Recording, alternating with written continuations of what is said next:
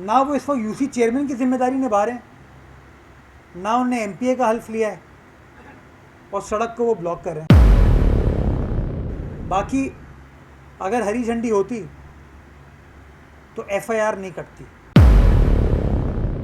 जो शख्स भी सड़क को ब्लॉक करे ना, जिसकी वजह से एक आम कराची वाले को तकलीफ होती है, एफआईआर कटनी चाहिए। मैं करूं, मेरे ऊपर काटें एफआईआर।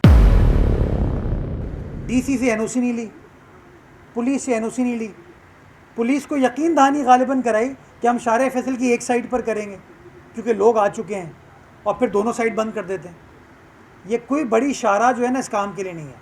आपको एहतजाज करना था, आप तो क्या अरबों लोग आ जाते ना इनके एहतजाज में, मज़ार क़ायद के सामने कर लेते, प्रेस क्लब आ जाते।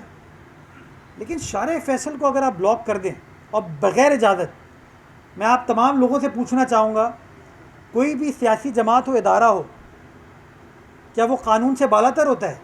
और अगर आपको किसी पब्लिक स्पेस पे कोई इवेंट करना है तो कानून ये कहता है आप डिप्टी कमिश्नर से एनओसी लेंगे।